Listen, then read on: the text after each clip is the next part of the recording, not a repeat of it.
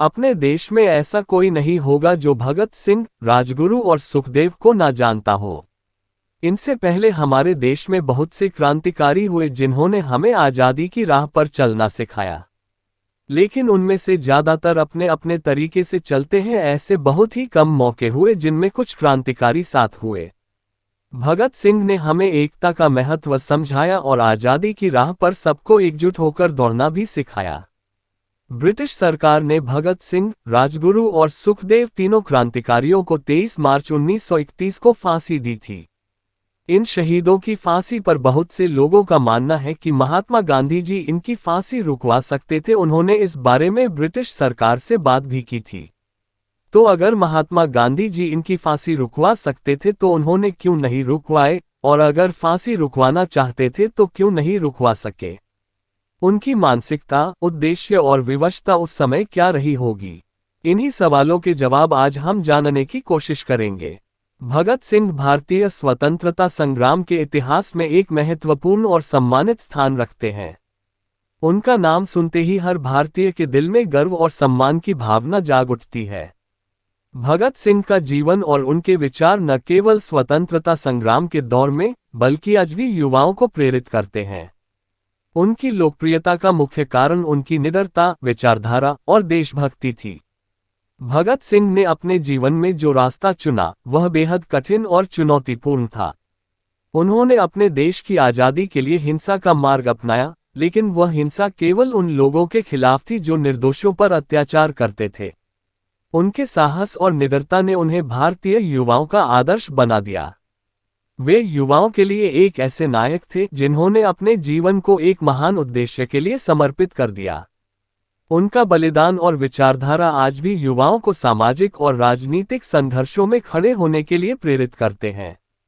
भगत सिंह की लोकप्रियता का एक अन्य कारण उनकी क्रांतिकारी विचारधारा और साहित्यिक योगदान था। वे न केवल एक क्रांतिकारी थे, बल्कि एक विचारक और लेखक भी थे। उनके लेखन ने भारतीय स्वतंत्रता संग्राम को एक वैचारिक दिशा दी। भगत सिंह के लेख और उनके द्वारा लिखे गए निबंध जैसे मैं नास्तिक क्यों हूँ और विद्रोह का अंतिम उपाय ने उनकी विचारधारा को स्पष्ट रूप से प्रस्तुत किया। उन्होंने अपने लेखन के माध्यम से यह बताया कि उनका संघर्ष केवल ब्रिटिश शासन के खिलाफ नहीं था, बल्कि वे सामाजिक, आर्थिक और सांस्कृतिक बदलाव के पक्षधर थे।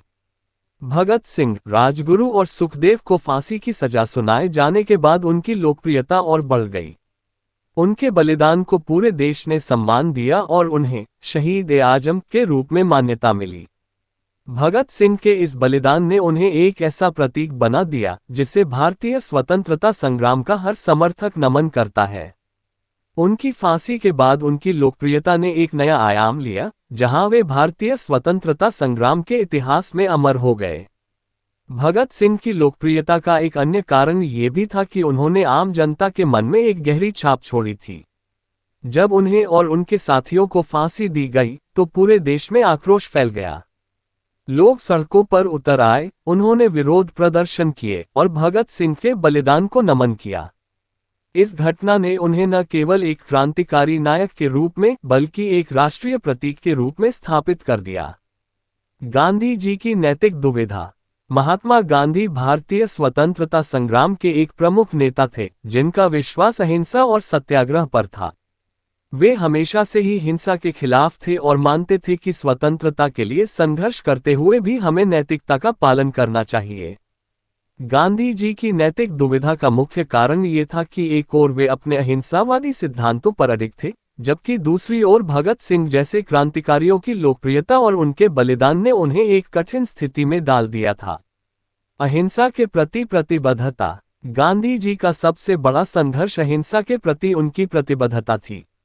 उन्होंने हमेशा यह विश्वास किया कि हिंसा से किसी भी समस्या का समाधान नहीं हो सकता, और यदि स्वतंत्रता के संघर्ष में हिंसा का सहारा लिया जाता है, तो वह स्वतंत्रता सच्ची और स्थायी नहीं हो सकती। गांधी जी की इस प्रतिबद्धता के कारण उन्हें भगत सिंह जैसे क्रांतिकारियों के प्रति आलोचनात्मक रुख अपनाना पड़ा। वे मानते थे कि भगत सिंह की विचारधारा और उनके द्वारा अपनाए गए हिंसक मार्ग से भारतीय स्वतंत्रता संग्राम को नुकसान हो सकता है। अहिंसा के प्रति प्रतिबद्धता। गांधी जी का सबसे बड़ा संघर्ष अहिंसा के प्रति उनकी प्रतिबद्धता थी। उन्होंने हमेशा यह विश्वास किया कि हिंसा से किसी भी समस्या का समाधान नहीं हो सकता, और यदि स्वतंत्रता के संघर्ष में हिंसा का सहारा लिया जाता है, तो वह स्वतंत्रता सच्ची और स्थायी नहीं हो सकती। गांधी जी की इस प्रतिबद्धता के कारण उन्हें भगत सिंह जैसे क्रांतिकारियों के प्रति आलोचनात्मक रुख अपनाना पड़ा। वे मानते थे कि भगत सिंह की विचारधारा और उनके द्वारा अपनाए गए हिंसक मार्ग से भारतीय स्वतंत्रता संग्राम को नुकसान हो सकता है। जनता का दबाव और नैतिकता। भगत सिंह की लोकप्रियता और उनके बलिदान के कारण गांधी जी पर जनता का भारी दबाव था। लोग उनसे उम्मीद कर रहे थे कि वे भगत सिंह, राजगुरु और सुखदेव की फांसी को रोकने के लिए कुछ ठोस कदम उठाएं। गांधी जी ने इस संबंध में लॉर्ड इरविन से भी बातचीत की, लेकिन उन्होंने नैतिकता और अपने सिद्धांतों से समझौता नहीं किया। यह उनके लिए एक बड़ी नैतिक दुविधा थी, क्योंकि वे जानते थे कि भगत सिंह की फांसी से जनता में आक्रोश और असंतोष बढ़ेगा, लेकिन वे अपने सिद्धांतों से पीछे नहीं हट सकते थे। सामाजिक और राजनीतिक दृष्टिकोण। गांधी जी का मानना था कि यदि भारतीय स्वतंत्रता संग्राम को सफल होना है, तो उसे नैतिकता और सामाजिक न्याय पर आधारित होना चाहिए।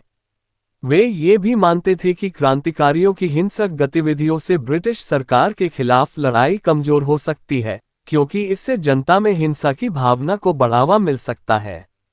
उनकी यह सोच उन्हें एक कठिन स्थिति में डाल देती थी, जहां वे एक ओर अपने सिद्धांतों के प्रति वफादार थे और दूसरी ओर उन्हें जनता की भावनाओं का भी सम्मान करना था।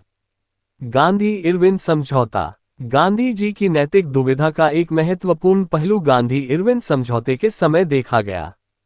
इस समझौते के तहत गांधी जी ने कई शर्तों पर सहमति जताई, जिनमें सविनय अवज्ञा आंदोलन को स्थगित करना, राजनीतिक कैदियों की रिहाई और नमक सत्याग्रह के दौरान जब्त की गई संपत्ति की वापसी शामिल थी।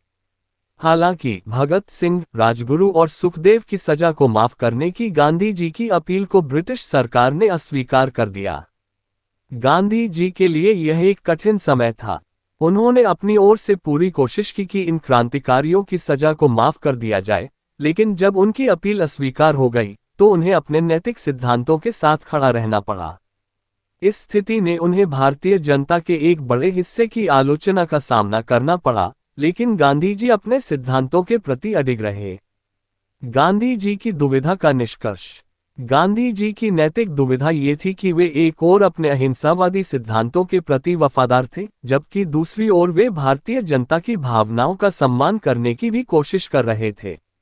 भगत सिंह की लोकप्रियता और उनके बलिदान ने गांधी जी को एक कठिन स्थिति में डाल दिया था, जहां उन्हें अपने सिद्धांतों और जनता की अपेक्षाओं के बीच संतुलन बनाना पड़ा। हालांकि गांधी जी ने अपने जीवन में हमेशा नैतिकता और अहिंसा को सर्वोपरि माना और उन्होंने इस संघर्ष में भी वही रास्ता चुना। उनकी नैतिक दुविधा ने ये साबित किया कि स्वतंत्रता संग्राम केवल राजनीतिक संघर्ष नहीं था, बल्कि यह एक नैतिक और वैचारिक संघर्ष भी था, जिसमें सिद्धांतों और आदर्शों की महत्वपूर्ण भूमिका थी। गांधी जी की इस दुविधा ने भारतीय स्वतंत्रता संग्राम को एक गहरा वैचारिक आयाम दिया, जिससे ये स्पष्ट हुआ कि स्वतंत्रता के संघर्ष में नैतिकता और आदर्शों का भी उतना ही महत्व है, जितना कि राजनीतिक और सैन्य रणनीति का। मेरी पर्सनल राय ये है कि मिर्जापुर वेब सीरीज में अपने सिद्धांत और नैतिकता पर चलने वाले रमाकांत पंडित को हम लोग पसंद कर सकते हैं, तो महात्मा गांधी जी का अनुसरण तो भगत सिंह जी भी करते थे। महात्मा गांधी तो रियल लाइफ हीरो हैं। ये वीडियो यहीं पर समाप्त होती है। आप लोगों को स्टोरी अच्छी तो लाइक, शेयर और सब्सक्राइब जरूर करें।